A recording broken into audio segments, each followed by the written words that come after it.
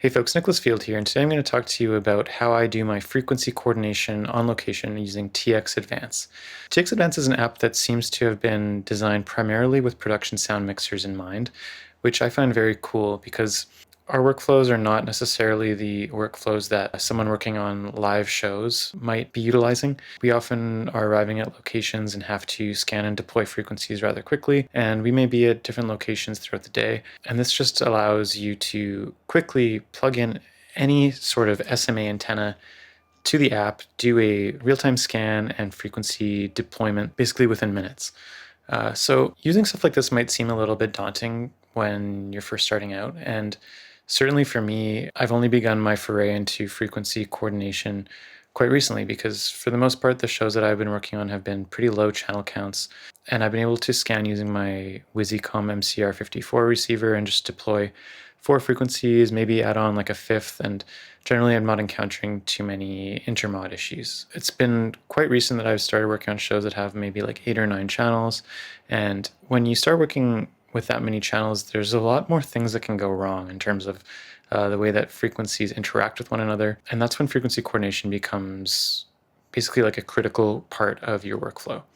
So looking at the TXAdvance app here, we basically have a main menu, and this is like the home menu, okay? And you see there's a list manager, there's exclusions, and there's live check. So the first thing you need to do with this app, if you're going to do any frequency coordination, is create a list that will be populated with your current rig, okay? So we go into the list manager, and you can see I've got something here called full spectrum, which I just created for a test. We're going to make a new list, and we're going to call it 833 rig.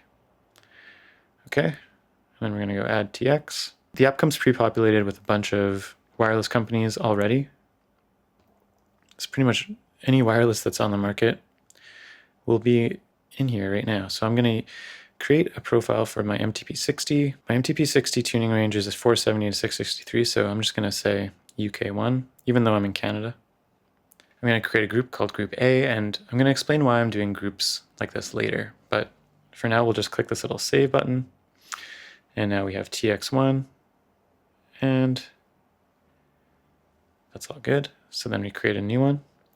And the nice thing is that once you create one transmitter, it automatically populates the next one with that type of transmitter. So I have 4 MTP60s, so I'm going to go add 4 of them. Okay. And then I have a job coming up where I actually need 7 transmitters, so I'm going to go 1, 2, 3. Now these ones are going to be a different group. We're going to call them Group B, and they're going to be MTP40. I'm going to save that. Change this to Group B. Save that. And as you can see, it's pretty quick and easy to create groups. Once you put something in a group, it automatically populates it for you. So we've got 3 MTP40s, 4 MTP60s, and then I'm also going to add my private line, which is a Sennheiser G4. Okay. And the range is the EAW+.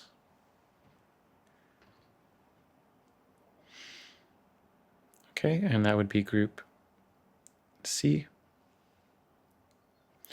And what I'm going to do with these groups is actually make them different colors. So we'll call anything in group A will be this color. And I just like to color code these just so that visually it's a bit easier to kind of tell what's going on the day. So those are all my 40s. And then the G4. And you can even add in your Comtech transmitter, which I tend to like to do. So we go Comtech. And I've got the 216. And we'll make that nice. Oh, and we're going to make that a different group. Actually, we're going to say no group for that one.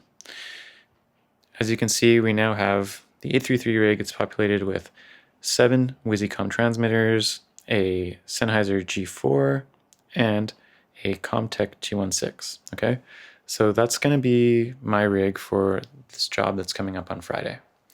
So I'm going to make sure to save this. And this is very important because if you don't save things, they disappear here. And if you look here, you see I have 833 rig under my lists. So let's say we're showing up at our location and we want to do a scan. So we go at the plus sign here, and we're going to call this one YouTube. Okay. You can see the list that you have chosen, in this case 833 rig. You can choose a different one if you need to. And you can see the settings. And then right here you see an option that says activate exclusion lists, okay? So we're going to click yes, and I'm going to explain what the exclusion lists are. So we're just going to go next, save.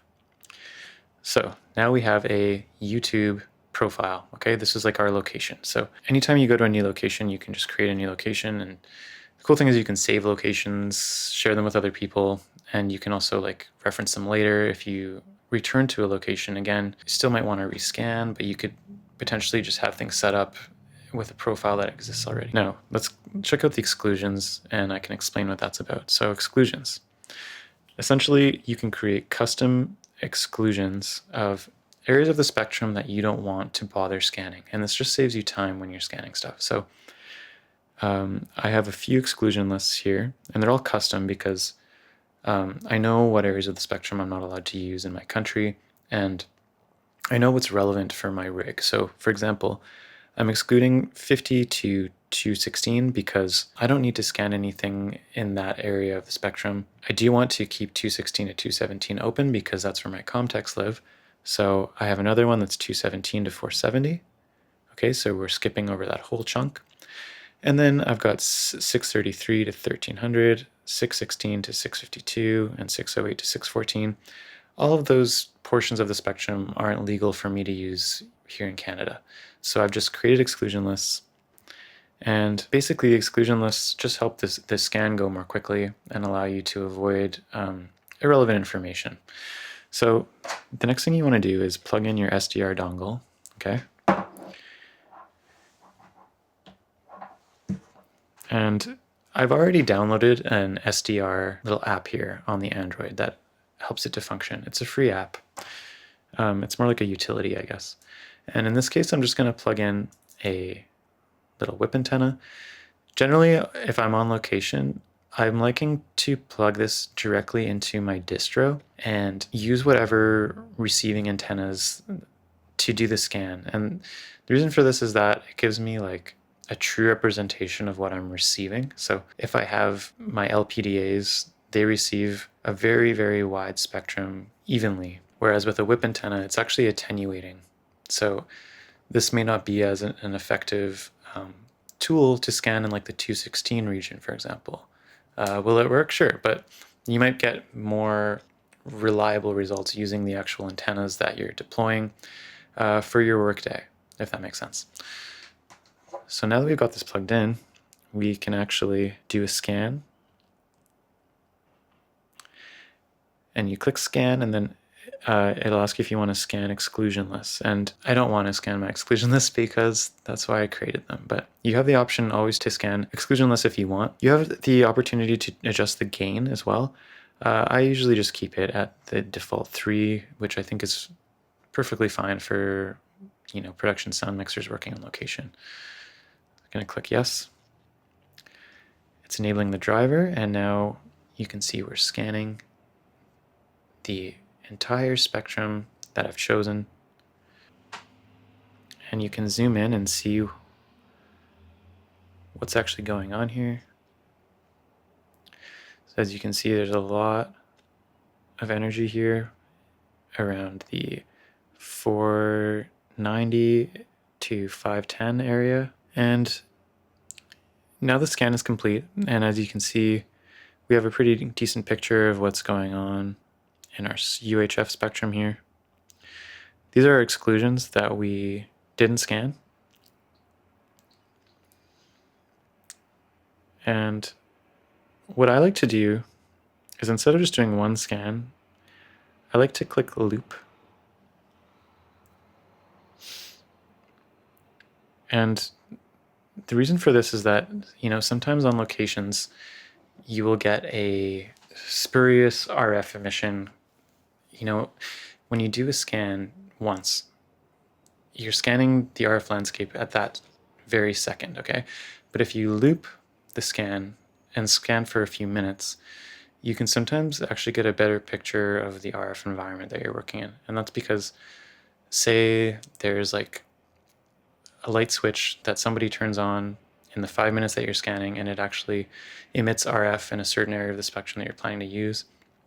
And then okay, I have a friggin' light switch that's going to jam up one of my transmitters potentially, or create some sort of interference, and you can troubleshoot that. I say, okay, let's not use these lights, let's replace these practicals with something else. Or you might avoid that area altogether if it's something that is going to be turning on and off throughout the day.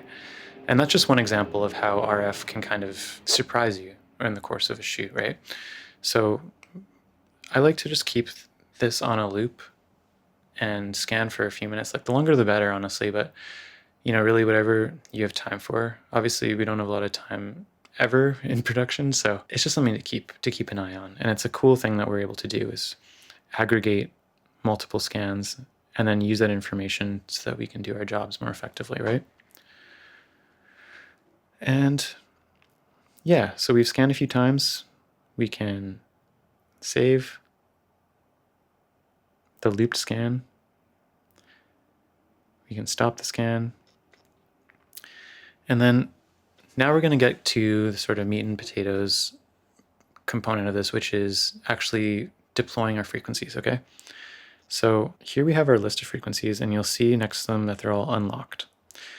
And this is really important because you can actually go in and you can lock a frequency if you're not interested in deploying a new frequency to that transmitter, okay? So in this case, we want all fresh frequencies to be deployed, so I'm going to keep them all unlocked. And I'm going to click on this button, okay? And this allows you to choose your groups. And the reason that we have groups is because, in my workflow, I have WYSICOM receivers that have operating bandwidths that are a bit smaller than what the transmitters can tune to, okay? And this means, like, my MCR54, for example, it has a 35 megahertz bandwidth. So if you choose group A and you choose the bandwidth, then you can essentially choose the frequency limits for that group. And the nice thing is that it gives you like the area of the spectrum automatically that's going to be probably the best for that group. So in this case, it's 576 to 608. If we look here, we can see, like, yeah, there's not as much going on here as there is over here, right? So thank you, TXAdvance. I'm going to say okay. Okay, so basically I just made an adjustment because these two transmitters are going to be received on my MPR52, which has a bandwidth of 32 megahertz as well. So I'm going to go into my group B. We're going to create a 32 megahertz bandwidth.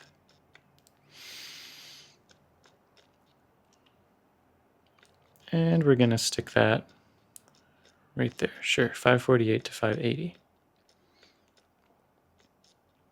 Press OK. And now this last one is going to be received on its own transmitter, and it's totally fine. It can tune to whatever. And yeah, everything else is set up properly. So now that we've chosen where we want our bandwidths to be for this frequency coordination, we're going to click this button. It says, do you want to automatically calculate frequencies for all transmitters? Yes. So now it's doing the frequency coordination for the 9 channels that we have set up.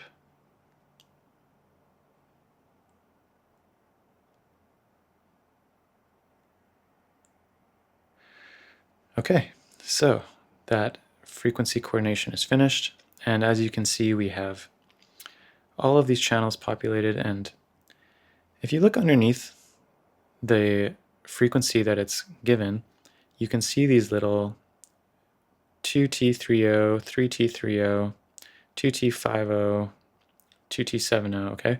And these are basically intermod values. And as you add more frequencies into the mix, some of these might change colors, okay? And I'll show you what that looks like.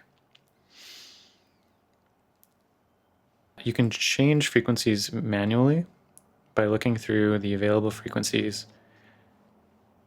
And you can see this one has, oh, it has an intermod here. So that would not be a great choice, especially when you have all these other choices.